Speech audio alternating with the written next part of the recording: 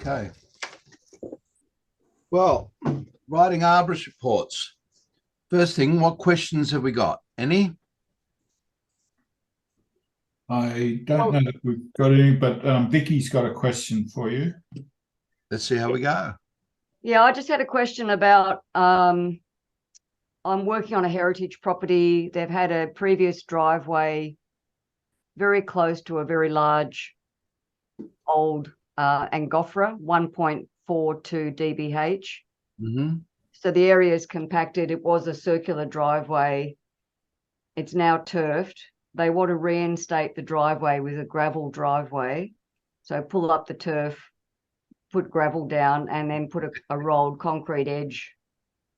And my question is about, is that okay on the structural roots? And then it drops down an embankment after that driveway. It's about, compaction on structural roots compared to absorbing roots. So let's look at that. Roots, according to McLeod and Cram, exert a turgid pressure of somewhere between 800 and 900 kilopascals. We round that to 1 megapascal.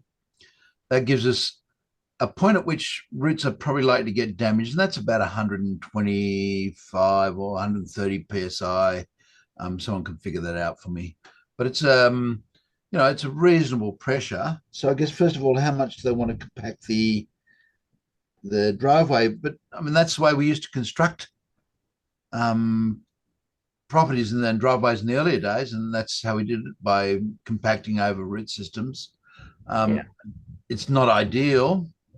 I'd rather have concrete over the roots, because at least the concrete shares the load a little bit more evenly. Oh, would you? You'd rather have concrete than the gravel? Yeah, it drives everyone crazy. Concrete's, if you're talking about 32 MPa concrete, it's still porous, not very porous, but still somewhat porous, and it acts as a mulch, and it can be put at grade. The one drawback of concrete is that it can be lifted, and as a result, and I'll pull up the quote for you and give it to you exactly. Report resources, all references. A 6-inch driveway is pretty well able to resist being lifted, but you can make a driveway more resistant by creating friction, and we've talked about that before, and I'm happy to cover over it again. You may include some piers under the piers or ground anchors. Yeah, exactly. And I just had a site, Peter, similar to what Vicky's looking at, where the consent authority said, look, it's just a pathway, fire egress. They said, look, we don't want pourable porous pavement. We'd rather concrete and piers. And there's a point to which I understand that, in that it'll never, if it's designed correctly, it'll never be damaged by roots. And there's going over the roots of Maluka, Quinquenervia, and sandy soil. So there's not too much buttressing, but there is some. On the other hand, porous pavement that's replaced periodically is probably going to allow better water penetration. And a void form over, does everyone know what void form is? You can get these forms that are made out of cardboard that you can lay down, that allows you to get pour your concrete and have it suspended with a void there afterwards. Then all you got to do is slash the plastic and pour water in there. The whole thing will collapse down, the cardboard will break down, and you can pull it all out, and you end up with a void. So there are a number of various sort of alternatives to that sort of basic process, but that's largely what we're talking about. So it's something that breaks down, and usually cardboard, but there are some other non-cardboard alternatives. So yeah, look, it's a hard one, Vicky. My thoughts are, as long as the compaction is not that great, so standard plate compactor is probably okay, but a sheet foot roller would be really of concern, because it's going to damage the roots. Is the area already compacted, Vicky? Was a previous driveway. Has it It was already? a previous driveway. The house is local heritage significance, 100 years old, and it was a previous driveway. It was the original house that owned a huge amount of land, and You would have thought they wouldn't have to do a lot more compacting. I don't think so. I think they could just remove the turf and install the gravel, if that's what council were meeting with them this afternoon, but it then drops off. So the architects haven't got it on their plans, but I think they would need a rolled edge of concrete along the lower side to prevent the gravel from falling down the slope. Sure. And as long as that wasn't too, as long as the footings for that weren't overly deep, that's probably not an issue. And it gets further away at that point in time from the tree, from what I picture in my mind. Yeah. Now, the driveway width, and that driveway width will be 3 meters or so, because it's got to allow the turning curve of a reasonable vehicle. And the other thing I think to think with it is, where does Zangophora costata grow? It grows in a couple of really contrasting environments. One is in really good sclerophyll forests, and on relatively good soils. The other option is it grows in rocky outcrops on coastal regions. And if I think of the second alternative, that seems to me to suggest that it's tolerant of dry periods, and with a little bit of care shouldn't have major issues with that process. Yeah. That's the gut level feeling. I mean, I'm not looking at it, so it's always difficult. Yeah, But that's what we were thinking. Yeah. Is there anywhere available, Vicky, for you to add some mulch so to support the tree in that way? The tree's in a slight embankment with natural stones that have been around along the bottom. So it's on a slope already, the tree, and then the driveway is very close to the tree. So let's go to Peter's comment. And Peter, I'm assuming you're saying mulch because we understand that that's a good supply of solutes as that breaks down, and it also helps regulate soil moisture. Is that, as I'm guessing, right? That's yeah. So my thought is that if you want to jolly the tree along a bit and compensate for some potential root damage, then if you can get it some mulch somewhere where it can find it, so that it can be pretty much anywhere in its root zone, and the tree will go and find it. And the tree will respond to it. But yes, I think that's. I don't want to imply or you infer that. Well, it won't go out with a magnifying glass and run around and go, oh, here's some, but Yeah. Once it encounters it, and it will spread out. I mean, one of the things we've got to get back to is some basics on water, and that is water as a chemical.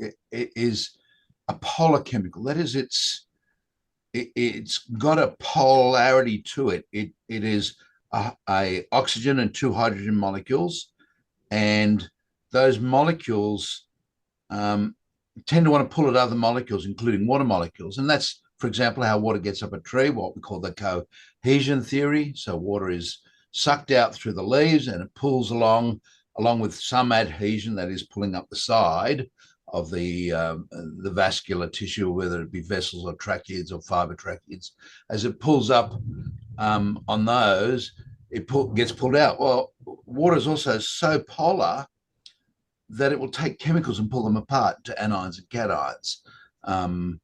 And that's what we talk about with solubility. It's a thing that dissolves things really well. And so water will pull up a gradient. It goes up, for example, through brickwork, rising damp. It goes up in soil. So if you've got a sandy loam furrow and you're growing potatoes, you can irrigate in the bottom end of that and the water will go up the slope. We don't often think of water doing that. The coarser it gets, the harder it is because there's less particles for the water to grab on. So in clay, for example, you can irrigate at the bottom and it'll pull water up quite a distance. In sand, it'll tend to just run downhill and not go up. So it's the sort of extremes. So yes, I think provided that there's some clay content, and it is, you said Willoughby Council End of the World, was it? No, it's in Sutherland Shire. It's in Lillipilly. Sutherland, okay.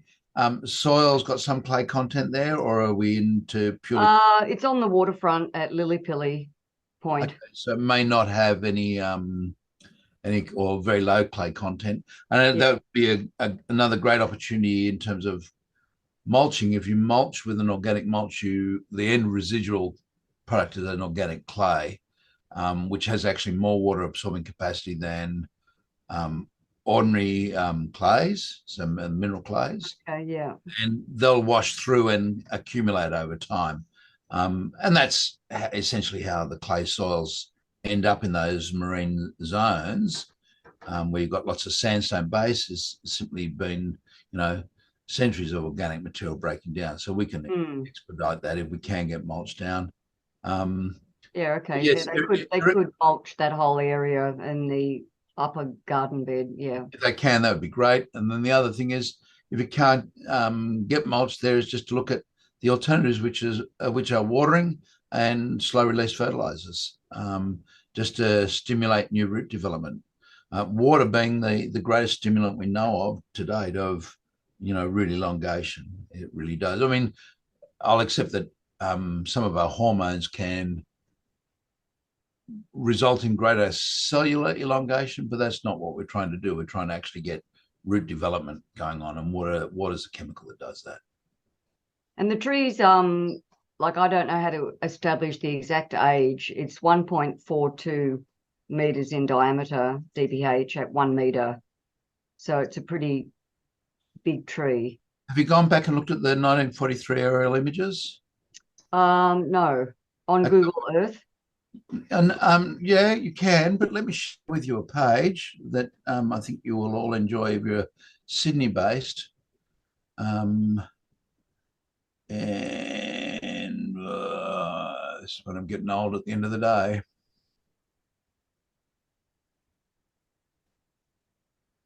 Historic. Yes, I found those historic aerial photos really useful. Yeah, look, I love them when I can get them. Now I've just got to find out how I share. You should be able to share the screen. Share screen, yes. I've been to Sutherland Library for some other sites, and they have resources in their closed reserve section. The librarians have been very helpful. Yeah, look, where they'll give you permission, that's great. And there's certainly lots of stuff out there that we only just begin to get access to. But this particular site is the portal. You can see it up the top here. Let me see if I can shorten that down for you. I don't know that I can, but if you want, I can. Well, just type in historic images. But what's the address of the site? And let's see if we can get there. It's number 20 to 24 Beckton Place, Lillipilly. Beckton, or Beckton, Beckton Place, Okay. Lillipilly. N.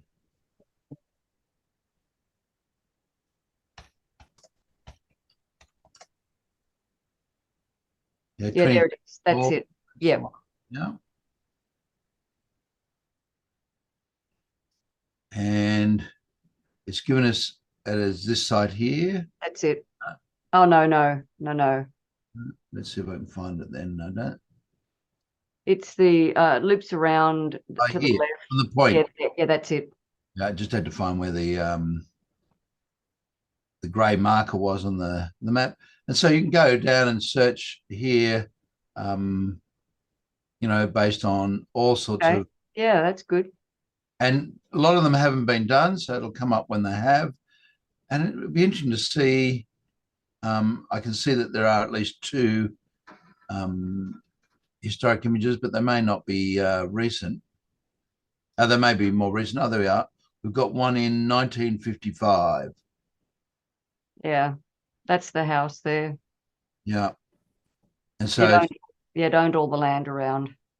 Yeah, so you just have to find out where that particular tree was and see whether there's any evidence of it. And that may be useful. But I would imagine in sandy soil, rocky soils like that, probably going to be a tree of a considerable age. I wouldn't be surprised if it predates the 1900s. So there again's a more recent, less recent. That's 72, 1972. Okay. Yeah. And so, yeah, where you can get a hold of historic images like that, these are slowly being digitized. The other thing you could try looking at is just putting the address into Trove. Trove is the National Library search engine. And again, the National Library is being slowly digitized up to 1955, if I remember. And again, you only need to see one or two photographs come up for some reason, a sale of a property or a function that's gone on. And sometimes you can get those bits and pieces of information. The real question I've got is, how much time do you put into it? And you might have heard that there's two gums down at Bennelong Point at the Botanic Gardens that were considered to be two of the oldest trees or potentially may have been two of the oldest trees. And then it went from there to two trees that may be remnant regrowth. But they're definitely a 1950s tree. And I spent probably 100 hours looking through images collectively over a number of years to try and dismiss the myth that they were, in fact, at least trees that dated back to early settlement or before. And it's definitely not the case. In fact, our best piece of evidence came with a video taken in the 1950s that pretty well demonstrates that they were young. They were young trees at that point in time.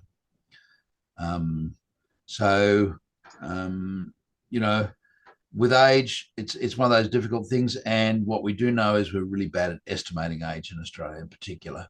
And that's because we really don't have good records.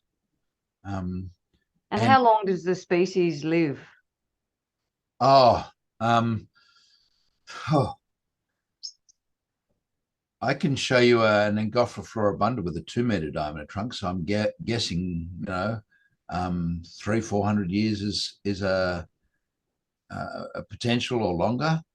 Eucalypts certainly can live 300 or 400 years. The dilemma is, will they? And the answer is in most cases not. But logging has really altered, again, our perception. Our first commodity that we exported back. So when people were exported to Australia, the first fleet and things, we had ballast in the bottom of the boat, so it just gives stability, stops it from rolling. They brought in rock ballast, and we started sending wood back, logs. And if you look at the history of the east coast of Australia, our towns are essentially all river towns, and that's because that's where the boat stopped. It wasn't cost effective to build roads at that stage. So in the initial years, we had towns being established just purely based on that distribution of river ports and exporting timber back overseas. The red cedar was very popular. It came from up around here, I know.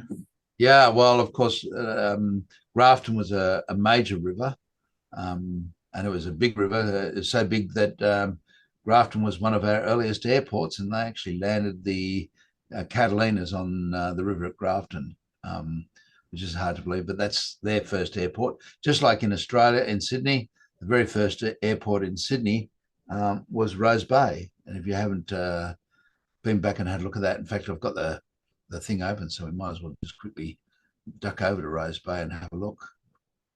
And it often, we often forget how the world has changed. It's just even in our lifetimes. And Vicky, you and I, Peter, in that older category, I talk to my kids about an 8-track and they say, a what?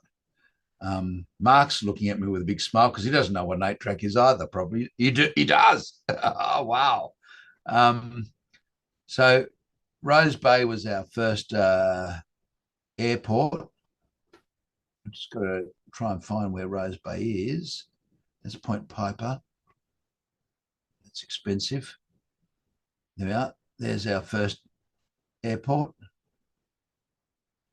And there's the planes there. It's amazing, isn't it? You don't think about Sydney without Mascot Airport. You think, oh, it's always been there. But it hasn't, and it wasn't there in the earlier days. And this is where we flew out of. Qantas used to do its big internationals with Catalinas, and so big seaplanes, and do lots of stops on the way, including Grafton. So there you are. Some useless aviation history for you. So yeah, look, I think the bottom line is, it's hard to say, but I'm of the view that as arborists, we need to be trying to retain trees and doing difficult things, and occasionally pushing the limits and failing. Not failing a lot. We don't want to be failing all the time, but if one in every 40 or 50 projects things were done right and you failed, that would be a problem. The bigger problem I have, and I think it's the bigger problem most arborists have, is things aren't done properly. We ask for things to be done and they don't get done. Would that be a reasonable statement? So again, I draw a tree protection plan and I say what I want, and then what I get is not what I expect at all. Might have to put New South Wales in. So we've just had an electrical storm go through, guys. Everything is super slow. So yes, all this zone here is meant to be enclosed. This is how the client considers, after complaining that more area needed to be enclosed, he did put in an extra 2 panels, which I think was pretty good. And what's the reality? Do you think this tree is going to die? These trees are going to die? Compacted soils already. No, well, we've got 3 panels out. That's not too bad. Will the trees die? Yeah, you got your mics off. Probably not. Yeah, probably not, which is sad because it just gives them an excuse to do it again next time, push the boundaries even the wrong way. Well, yes, Mark, but also teaches them that arborists don't know as much as the average builder about trees. Yeah. So there's this balancing act, and I think we should be trying to get closer to trees, not further away. And if we can demonstrate that we can do stuff close to trees, then they will survive. I think it's a good thing. It might make planners and like people more confident about keeping trees, rather than, oh, that's got to be a problem. I'm scared that something might go wrong. We better chop all the trees down. Yeah, and I've had another one poisoned this week near my place, in front of an old house that's just been sold. Look, I mean, it's hard enough retaining trees, and as I look around this area, this is not too far from me. This all used to be heavily wooded with grey box that got wiped out with a great infestation that came early this century of Cardiospina. And so, we've probably got half the big trees that we used to have. And this one, unfortunately, was one where the council said, development's approved, get an arborist report to say how you're going to protect the trees. And of course, you can see how close that building is to the trees. It was not a well thought out process. So I understand the developer's frustration, but he needs to understand the arborist's frustration. That's not ideal from my side. There's meant to be a load sharing surface through here, a load sharing surface through here. None of this is meant to be the way that it is, but of course he doesn't care until he's just concerned about it until he's got it sold.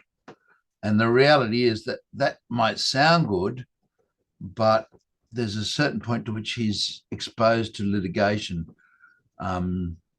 So he's got even if the roots are lost from that area, Mark, then I think we can be fairly confident that the tree will replace those lost roots, maybe not back in situ, but certainly replace them in. Oh, absolutely. Absolutely. And the other thing we don't know is what's going to happen climatically, but you know, they're now at the stage to frame up. So they're going to go to a lockup stage in probably 6 to 8 weeks, I'm guessing. Then every four-wheel drive tradie will want to drive into the site and park there, although there's really good street parking, which is hopefully something they'll utilize and avoid doing that.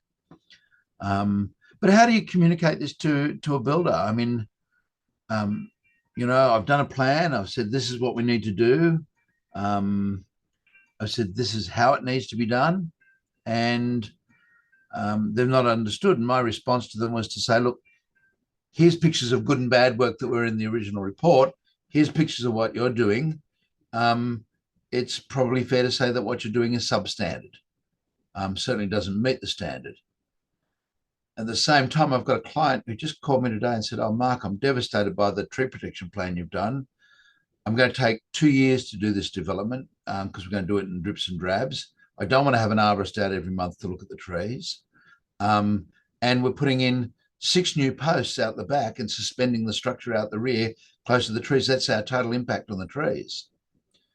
And she said, do I really need to fence the trees off? I said, well, I would isolate them with a fence until you've got the first floor in. Once the first floor's in, that's effectively a load sharing surface or a load bearing surface. So I wouldn't care. And my suggestion here would have been, let's construct the driveway at the same time.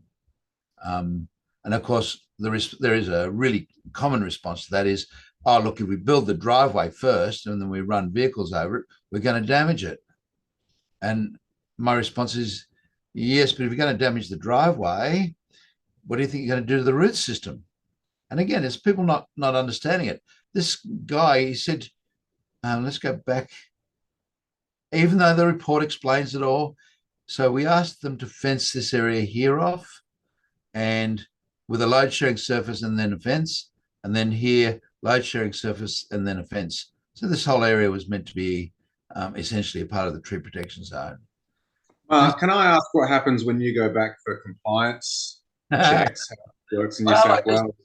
I just Is did. there any repercussions if you say it's not installed to the correct location? No, I'm not a consent authority. And in the earlier days, we used to ask for all non-conformances to be reported to the council, and I would have problems with council not endorsing that condition. So we stopped doing it. We said, if you want it done, you specify it, otherwise don't. So my suggestion on something like this would be the arborist, the project arborist is appointed, and there was a requirement to do that. So we're under a contractual obligation. He said, if we don't pull our horns in last time and start being more reasonable, they'll just find another arborist. My response to that is, go ahead. You know, I'm not going to say what he's doing is right. And so all I get to say is the tree protection does not meet the tree protection plan, doesn't go anywhere near complying with the Australian standard, and is essentially substandard. And, you know, I write that and then that's the end of it.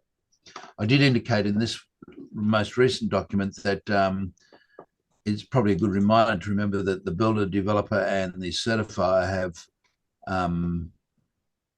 vicarious liability for 7 years after they've done the work. But let's be honest, what's the likelihood that the tree is going to die, fail, fall on someone and hurt somebody? Almost zero. And if it did die, then surely the householder would remove it. The householder could go back and say, look, these trees, you know, why did they die? And the arborist might say, well, look, you know, tree protection wasn't anywhere near up to scratch. And I guess the worst is you could argue a case for the removal of the trees and the replacement of the amenity that they provide, or a replacement of the component of greatest worth. You're not always going to get the amenity replaced, although I would say amenity there was important. So, you know, I don't know what they'd be worth, but probably a $60,000 and a $15,000 tree, so maybe $75,000 worth. But does that go on a holding account in New South Wales, or would they be put in 2 new juvenile trees and then forget about it, forget to water them, and then they die anyway? You'd have to apply. You'd have to apply to the court and get a court order to get compensated for it. There'll be no requirement in New South Wales for those to be replaced if they died. First thing is, it'd be really hard for council even to issue a PIN, because the council have asked for tree protection. So PIN's a penalty infringement notice in New South Wales. And I'm going to go off memory, but I think currently it's 3,300 for an individual and 6,600 for a corporation.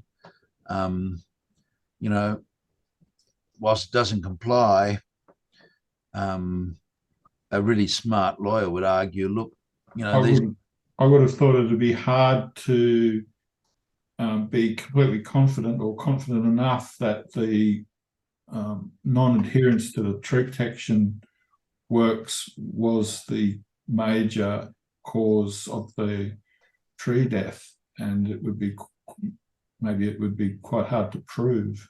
Yeah, I think that's fair, Peter. Again, it would be a civil matter, so it's only got to be on the balance of probabilities. So 51% is not a huge obstacle. But here, are they complying with the tree protection plan that I prepared? No.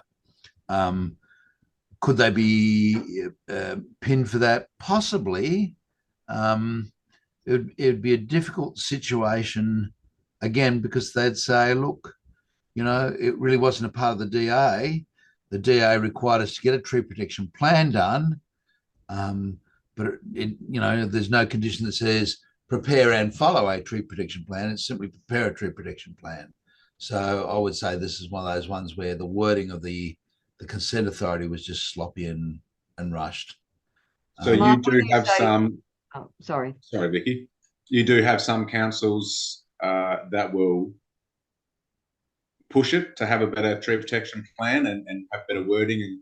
Yeah. Look, I think Sydney City Council is fairly good. Ku-ring-gai is fairly good. But again, if I go to a site and I've been doing one at Ku-ring-gai and things weren't compliant, what's going to happen? I'm going to say, boys, you're not compliant. I'll ask the project manager to sort it out, and he'll say yes. And the next visit, I'll say, look, this hasn't been sorted out. It needs to be sorted out. And I provide them with those notices. I have to do that within 7 days to comply with the conditions of consent. So that's pretty good. And they've got to supply it to Ku-ring-gai Council. But what's the likelihood that they're supplying those to Ku-ring-gai Council on time? Zero. Or at all. Or at all. That's right. They'll just bundle them up until the end and supply them, and that'll be it. So, having said that, the builder there's being somewhat reasonable. And my magic, if I wanted to try and turn this side around, Vicky, I'd be saying to them, look, can you just put some one of those horrible recycled tire hoses, one of those Holman's porous hoses, put it onto glistening and leave it on all day on a Friday, so that over the weekend at least some water's getting down and into the tree. And I'm amazed at how just an application of irrigation often is sufficient enough just to hold a tree in reasonable condition until the grass goes in. Once the grass goes in, of course, it's sacrosanct in the western suburbs, so it's going to get watered. Mark, can I just ask, when you said you're going to create load sharing surfaces, what did you mean by that? Yeah, good question. Let me see. I can pull up this client's file fairly easily. Complete monitoring reports, Blackett, and what are we? 28th month 23. Okay. Am I sharing the screen? Can you see a Word file? No. Okay. Stop sharing. Let me make sure I share a whole screen. There we are. share. We should go to a concertinaed file now. There we are. Can you see a Word file now? Okay, so those are the images of the site. And this is what we attach to every report. We say, this is good work, a fence up. Some form of rigid fence is ideal from our side. I don't care whether it's 900 mils. That's not rigid in my mind. That's just going to fail. We'd like it mulched. Not always going to be, but I don't want 4-star pickets and some shade cloth. That's definitely not going to work. And this is ideal. Fenced, mulched, everything's looking good. And this is not ideal. So we show them that. Then load sharing surface, we say, look, running over the tree root's not good. But putting down some mulch, and in this case, plastic road plate. This is a 843 Bobcat, so it's 3 and a bit tons. We actually ran it backwards and forwards with a 1.5 ton load, so 4 tons of 4.5 tons of load on the front. Ran it backwards and forwards. Pull the plastic road plate back, and there's the egg still fine and whole. So that's what I call a load sharing surface. I wouldn't run a 3-ton Bobcat over that. I think that's inappropriate. I think it needs to be more rigid for a Bobcat. It's just from a demonstration point of view. And this is a Bobcat running through a mulched area, no load sharing surface down at all. So mulch in itself is not necessarily a great load bearing capacity. It's good for light stuff like pedestrians, but it starts to fail. So load sharing, we talk about this. Soil's wet. It looks like the soil was a bit damp in that photo. Yeah, that's right. That's the whole thing of compaction. Compaction doesn't occur when it's dry. Compaction occurs when it's wet, because it allows the soil particles to move, be lubricated. So that's what I'd talk about. One of the things that I will share with you, because I think it's worthwhile sharing. And go, I should know how to do it. It's quicker to do it through here, auto inserts. Is there times when putting down mulch doesn't make sense because you're going to have to lift it back up again. And certainly we developed this from a period when we had a whole pile of trees in sandy soils where they were going to lift up the pavement and then repave. We wanted to protect them in the interim. So I'll just get to the right page in this document. I'm pretty sure it's in this document. I hope it's in this document. Yeah, there we are. So we talk about using, and they're just bags with mulch in it again, and bags and mulch then with plastic road plate. That's what we'd call a load sharing surface. So anytime we can share the load and reduce compaction, that's great. There's a difference between that and being load bearing. So load bearing means that it can take the load regardless, and that's once the driveway is completed. That's a load-bearing surface. Once a pathway is completed, it's a load-bearing surface. So again, it's just a simple idea. Choir logs, choir logs, you've all seen those? Yeah. Choir logs underneath the same thing. The only reason we didn't suggest choir logs is they cost a damn sight more, whereas bags of mulch are about 3/4 full, nice and simple, easy to move in, easy to move out, and they share the load. They share that weight. And it's always hard to get builders to spend any extra money whatsoever. Oh, absolutely. And I can understand why. Again, whatever we impose adds to the cost of construction.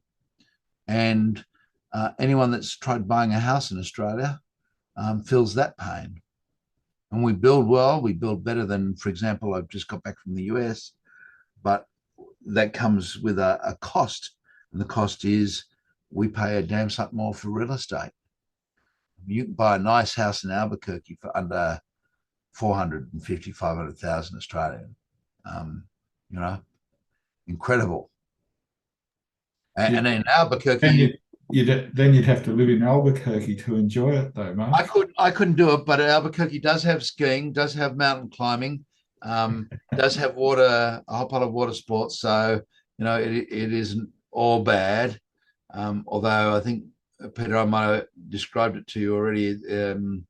It's a ghost town when you get down to the downtown, because as the city's grown, everything's moved to the north. South is stopped by reservation, and east and west are stopped by mountains. So as it's moved north, the old town has just become a ghost town. And it wasn't uncommon to walk across the road at 7 or 8 o'clock in the morning and not even look. You just walk right across the main street and think, boy. And Route 66, which is 2 streets back, major route, half the time we didn't use the traffic lights because it was just not that heavily used. So yeah, there are some advantages. Here's another one for you. This one was from Nelda Matheny. These are my images, but her concept, and that's bales of straw to protect the trunk. You know, you can whack that trunk fairly hard and not damage it. And I'll just go back to that other one because we didn't discuss it, or did we get to it? Trunk protection, there we are. So this is just plywood with foam bonded to it. And we make that, sell it to our clients. It's got the advantage of foam rather than it's no water holding capacity, so we're not wrapping around with. It looks like it wasn't quite high enough, Mark. On which one? On this, the photo 13. Photo 13. Yeah, no, we cut. That's just the trunk. It's as tall as it got, all the way to the top of the tree on that one. Mark, would you feel comfortable sharing some of these photos to be used in tree protection? Great photos. Yeah. Look, I'm happy to use some of them as long as they're appropriately credited. We can discuss how to credit them so that it doesn't detract from your business. But yeah, look, it's just, you know, I've recommended this for quite some time. Is, you know, builders are visual creatures, a lot of them, so they can see things. They've got a better chance of understanding it. So that's all that we've done, is said, you know, how can we communicate in a manner that you guys can understand? Now I've since learned that I can have it verbally. That is, there's a whole pile of written text up the top of a standard report that describes the situation. Then there's photographs, and I've learned that all of that can be there, and a builder doesn't even want to read it.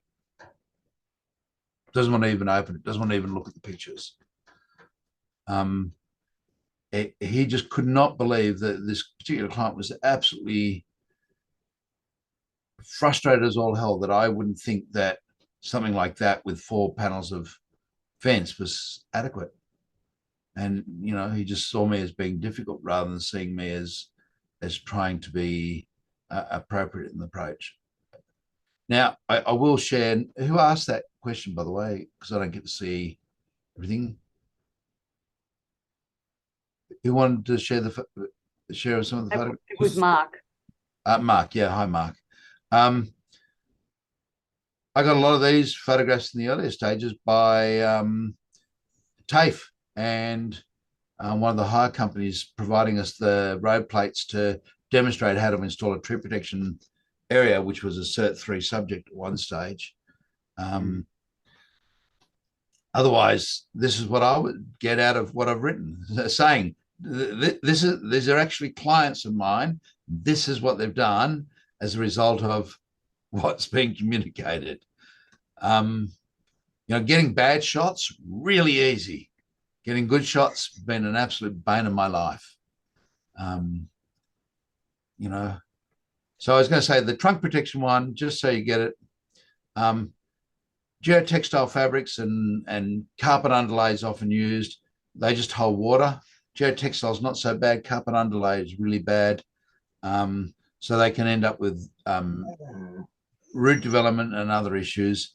And none of them actually cushion particularly well. So here, you can see all they've done here is hammered in nails rather than screwing in, but hammered in nails.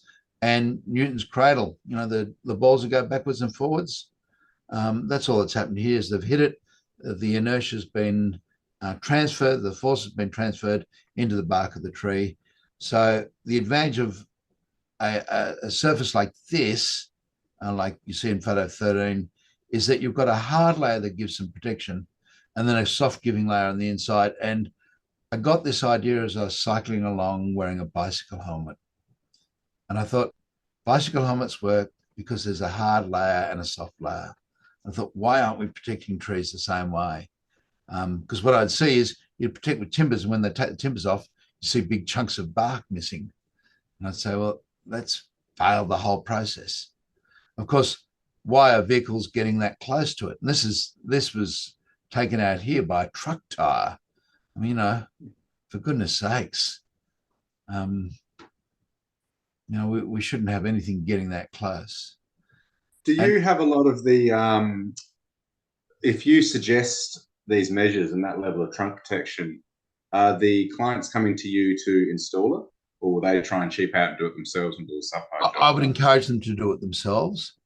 So, this process here, a builder can do. It's not a difficult process. Okay, we have the foam in that is custom angled and it's all designed to fit together in a circle and so on. But, we said to one not so long ago, just do some form of timber with some form of foam back to it. And he went out and got a couple of courses of 1 centimetre thick rubberized foam and bonded it on. Protected the trees, did a great job. So it doesn't have to be complex. It's just that it can't be this crap and this crap. And that's what I normally get. And again, I don't mind, don't take me the wrong way, I don't mind this crap if you're not going to get a machine anywhere near it. I mind this when you're going to run a truck right past it and the truck hits it. If it hits the bales of hay, well... I find those high-vis mesh wraparounds useful, even though they won't physically protect the tree. But it's surprising how much they give a visual cue to the machine operators. They can see it. And they're not, most operators that we talk to or meet aren't deliberately trying to hit the tree, but it's really hard to operate machines all day near these trees and not ever make a mistake. And just by having that mesh on the tree indicates that, yes, this is something that we need to protect, and it's visible, so they do catch it out of the corner of their eye. Yeah, I think I'd agree with that, Peter. The one that I'm concerned about, and this is one out of Kringai. Kringai have a requirement for this on all trees, and I look at it and think, well, there's no point protecting the trunk if you've got a good tree protection zone around it. And what it infers to the builder is I can come in here, and this is going to be difficult, but most builders think that trees have a taproot. And the sad thing is, young trees have a taproot. And then they have lateral roots, but they certainly have a primary taproot. That's the radical, and we're particularly the case if it's young seed grown material, which a lot of what we deal with is. Pot grown material, we often destroy that whole process, and cuttings, again, can destroy it. But there's this concept of there's no roots there. And again, what they consider a root and what we consider a root are two different things. I didn't damage any roots was the response. Well, he might not have thought so. And that's fine. He's allowed any opinion he likes. Let me find it. But that's a root. I can tell that's, the bark's been screwed off that. I don't know, that's a root. And that indicates to me that it was probably about a 5 centimetre or so diameter root. So it's a big enough root to be damaging on a tree. It's not the end of the world. I think on that particular tree, it's about 2%. But it's still 2% just in one root. I don't know how many others they've screwed up and buried underneath the concrete. So I'm going to assume that we've probably lost about 15 or 20% on this one tree. And a tree will tolerate that. A tree will tolerate 30% of its root system going without too many problems. And so, if I look at going back to this tree again, I've lost this particular tree is over here on the left-hand side. I've lost surface roots in this area. The roots will be mostly deeper. but I've lost those roots. And I don't understand why. There's just absolutely no need. The brickwork starts above ground. You know, why they need to scrape down then dig down is anyone's guess. So yeah, we haven't they were probably just trying to make it tidy, Mark. Yeah, I don't know. But see, his view of is the roots that are important are here, and the reality is he's half right. If I type in, and this will be a good one for you, if I type in root morphology,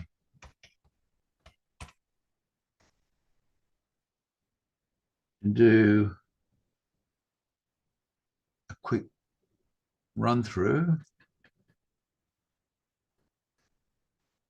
I mean, you know, okay, this is America, it's a pinus, but where are the roots? You know, they are closer in some ways on that one than, again, certainly some lateral ones, but look what they're doing. They're going down and down and down. Okay, admittedly, it's sandy soils. This is an Araucaria down in Narrabeen. All the roots, you know, 1 times trunk diameter are going down in sandy soils. Very few lateral roots. This is in the middle of the Northern Territory. And again, the root system isn't going out laterally like we would want it to. It's misbehaving. Okay, this one's, and the roots aren't going down, they're just going out, and I'll guarantee you there are just 2 first-order lateral roots, and that's it. Maybe a third underneath there somewhere, but, you know, trees are amazing in terms of what they do. Again, standard, so this is the zone of rapid taper. So we've got 1, 2, 3, 4. There may have been a couple on the other side, and then one dirty big sinker here. The soil level's there. And that one little sinker root there that probably went down 1 meter or so, phenomenal tensile strength, and doing probably 20 or 25% of the absorbing of the tree. So we lost that one root here, or that one root there, or that one root there. Probably not going to be the end of the tree. I won't even attempt an Osage orange. That's just a horrible thing. So it doesn't matter where I go. I want to shoot the photographs of roots because I want to understand what they're doing.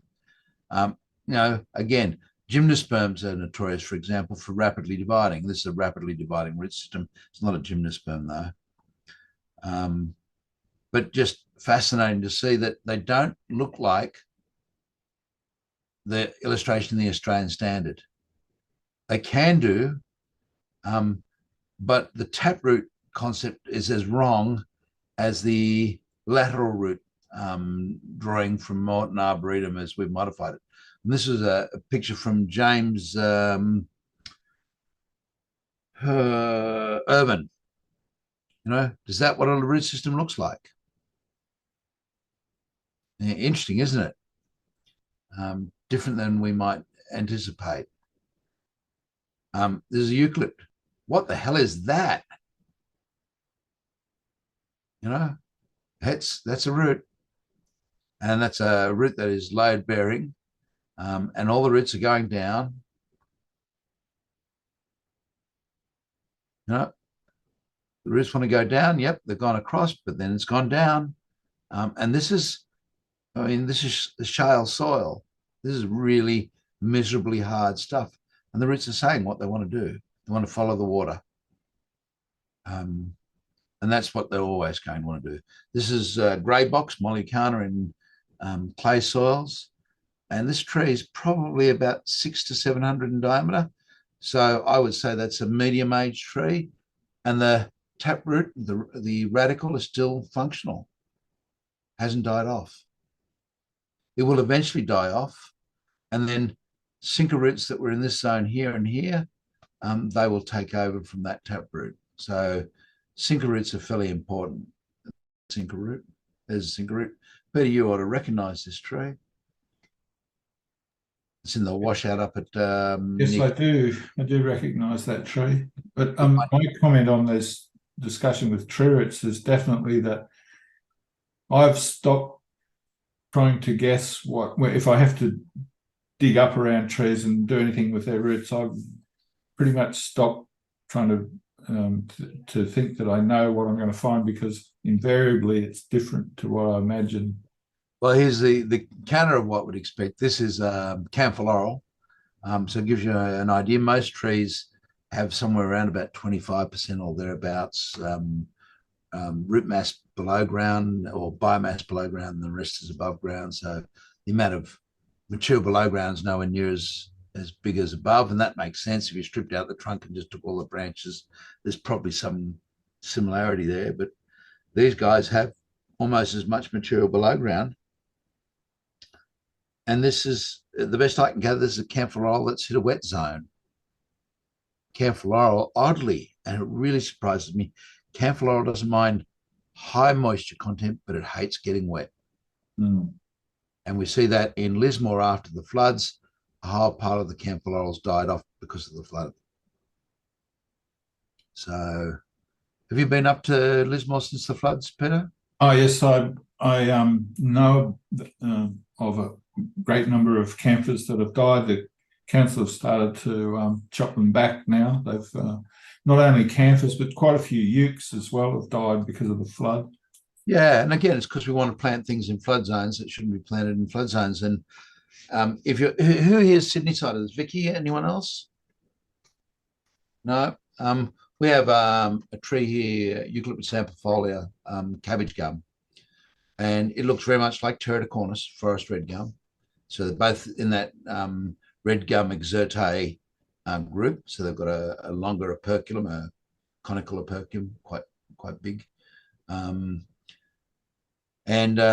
Amplifolia is found down in the 100 flood zone almost exclusively. And you can pick it. You could almost map the 100 flood zone from the vegetation. It's that exacting. When you get Teratocornis grow down that zone and you get a flood, the Teratocornis don't like it. And so you end up with young ukes of either growing in the floodplain, but as soon as you get the first good flood, you end up losing the younger Teratocornis, and the amplifolia survives. So all the bigger trees tend to be amplifolia. Again, this is a planted tree. Again, Peter, you'll recognize and remember the tree. But again, lots of sinker roots, very different than what we might think. So yeah, that's a grass root. They're root hairs, and that's at 1.5 meters in depth. Oh yeah, I know. But Sir Walter is a wonderful lawn. This is not Sir Walter, this is Kikuyu. But grass has deep roots. That's a tree root. So no troubles there, but it gives you an idea. That's a tree root. And you can see here it's had troubles. This blackening tells you that you've had a problem with anoxia or lack of oxygen. So this pit has filled up. These new roots are in response to it. And again, the water's moving upwards, just like we discussed earlier. So communicating with clients about these things is very hard. You can't say you're a moron. You can't say you're an idiot. But you've got to be at least somewhat firm. You've got to record it as the way you see it. If you don't, then there's some problems with it. And one of the problems that arises with failing to say, hey, look, there are problems with this site, or there are problems with this tree protection activity, is that you buy into the situation if you don't say something. Now, having said that, the likelihood of something going wrong is so small that we don't worry about it. But it's probably not the smart option. The smart option is I get to sleep well at night if I say, look, this is not correct tree protection. Because if it dies in a year's time, I get to be able to say, I was suggesting that was a possibility. And no one's going to come back to me and ask me to contribute to it. Whereas if I had a householder that came to me, I would say, look, and I have done certainly in the past, and I've had builders pay out the cost of removal of the tree. So I think it's at least worthwhile standing ground. The other thing that I would do it. I'm not going to do it on that particular site because I don't think the damage is and I'll go back to one of those pictures in a second. I don't think the damage is as horrendous to merit it. But if I see things like excavation for a service trench right through the tree protection zone, and they haven't told me, they haven't called me, they haven't discussed it with me, I'll often recommend a tree motion sensor go on the tree, simply because that adds to the cost of the care. It's my way of saying, look, you know, I can't do anything. I'm not a consent authority. I can't fine you or anything, but I can certainly say to you, I want that as a part of it, and that'll add, you know, $1,200 odd to the cost of the project. And at least then they might think next time before they start trenching through. And for those of you who haven't come across it, Craig Hallam makes the tree motion sensor, NSPEC does. And I believe that the newest ones are due out soon. So I'm assuming sort of by June next year. And they are eSIM operated, so there's an electronic SIM, and they're good for about 12 to 15 months of life. They have a one-use battery only in them, but you can monitor the tree live, so you can connect it to the tree and actually watch what it's doing live from your computer during a storm, which I think will add some new understanding for us in terms of how trees are reacting, because we normally don't put those two things together. What's the company called, or how do we find out about those? NSPEC, when they're out, I'll let you know. Don't worry. Okay. I think they're a wonderful device, just purely for confirming again the number of times I see trees where the root damage is just horrendous, and I think, you know, how can you justify that, and yet the trees don't fail? And part of that is that trees only need a couple of sinker roots, and they've got huge amount of strength. Let's see if I can pull up an image.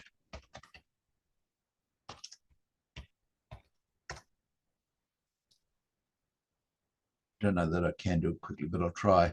And I got called out to a site at Hunters Hill to put some tree motion sensors on, and the damage was just mind-boggling.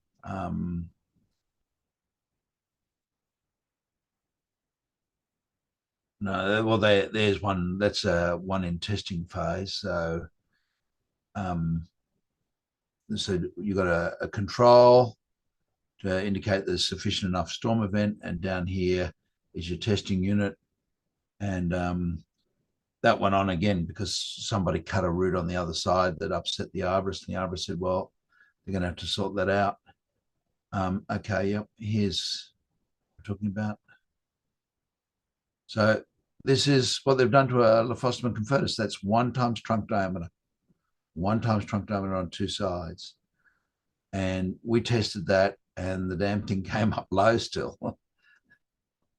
And the crazy bit is, if I move you guys across, that's a 2015 image. Let's just see how it's going now. It's still there.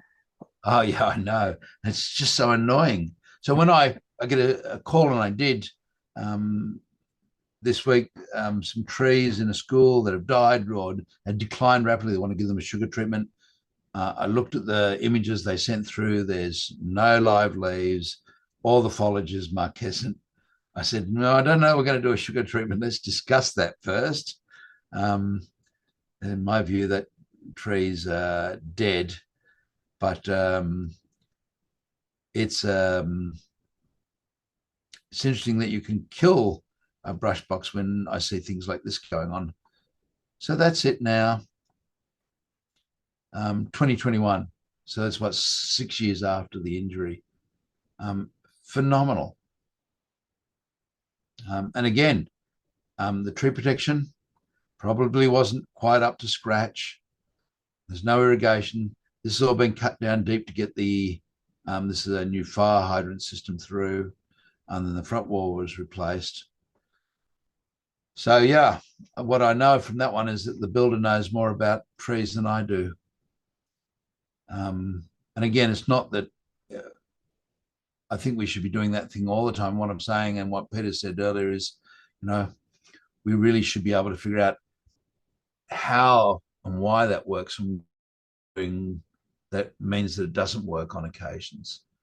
And the same concept was applied in the earlier days with transplanting. And here, particularly Adam Tom would say, "Oh, you can't move an XYZ tree; it'll die."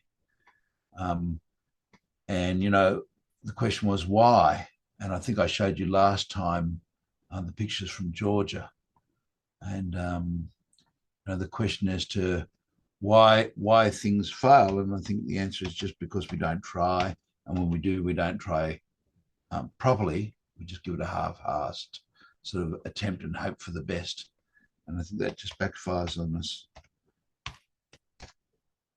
Yeah, that helps with an R in there.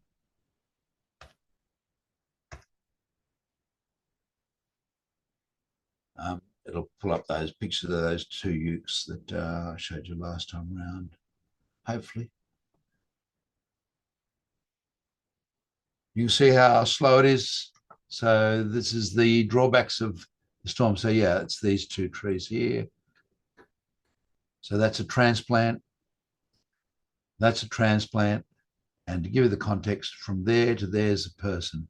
That's the height of a person. So these trees are all about 2 meters in diameter.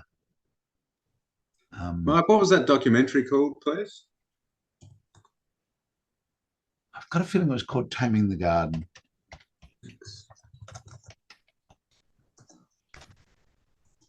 Yeah, Taming the Garden.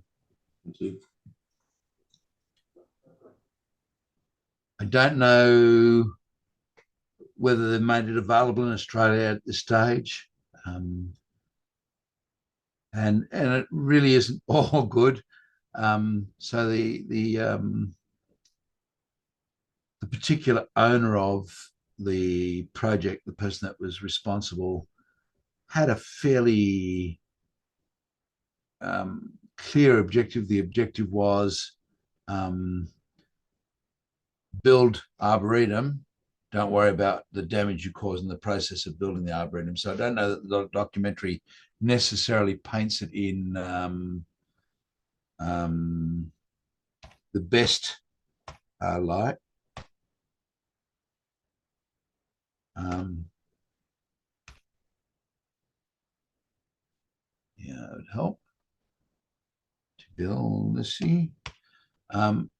But I can give you a context that I think some of you may appreciate, and that is when you are incredibly wealthy, the world is very different than when you're just like you and me. So some people live with a different perspective of the world, and this particular family certainly does. If I can find it. Botanic Gardens.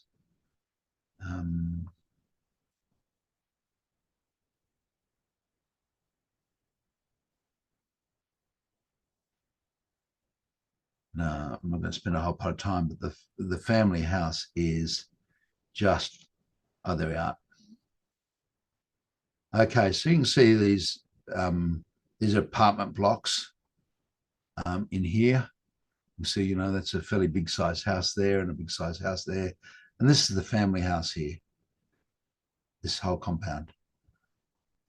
And I can let you see what it looks like from down below, because somewhere in about here you can see some of the house and you realize that, oh, that's, yeah, there we are.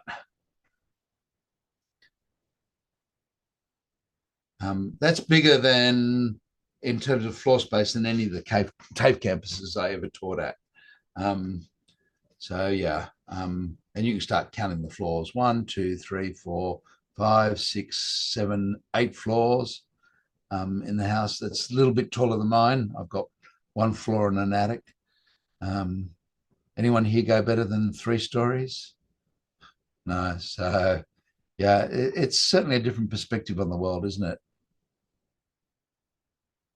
So yeah, bit by bit, it would be nice to have a wealth in the billions. So this particular gentleman is responsible for 1/3 of the GDP of Georgia. So that's just disproportionate, amazingly. But, you know, taught me a lot about eucalypts, taught me that certainly that big old eucalypts are far more tolerant of root damage than I ever anticipated. So again, it's amazing that a builder has to teach me about arboriculture, not me teaching the builders. And so I'm not saying go out and mutilate trees. I'm saying, you know, we've got to ask the question, what is it they're doing right? And how do we take that and apply it? And as I said, number one key on any site really is trying to get them to put additional water down during drier periods. And we're a country where that saying, you know, put on 50 mils of irrigation every 50 millimeters of irrigation every month or whatever isn't appropriate, because we could have that being too much to that being about right. So you know, the builder that can just switch on a tap on a Friday afternoon and put a timer on it, we're halfway there.